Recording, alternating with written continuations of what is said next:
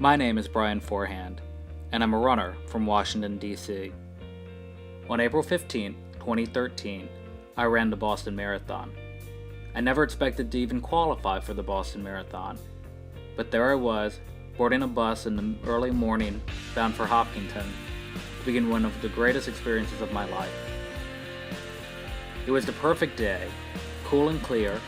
The crowd was the most enthusiastic I've ever seen, and I ended up running a PR, sub 3 hour marathon and requalifying for 2014. By the time I met up with my family, I was elated.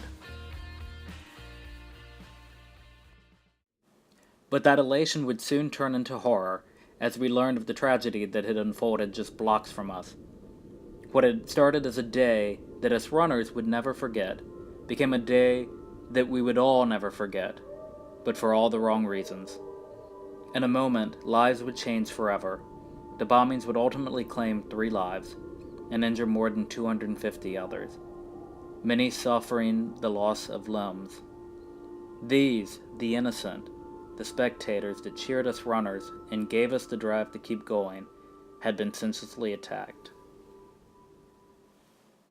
There's a beauty, a simple humanity about the marathon. It's a beautiful symbiosis of everyday people rising to personal challenges, being supported every step of the way by other everyday people that line the routes to revel in the excitement. It simply would not be a marathon without one or the other. We mourn for the victims, for those who were lost and hurt.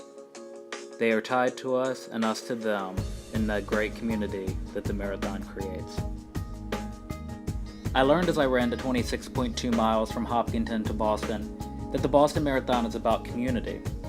It is about the community of Boston and the 7 towns that are linked by the race course. It is about the community of runners that are the fortunate guests of these municipalities.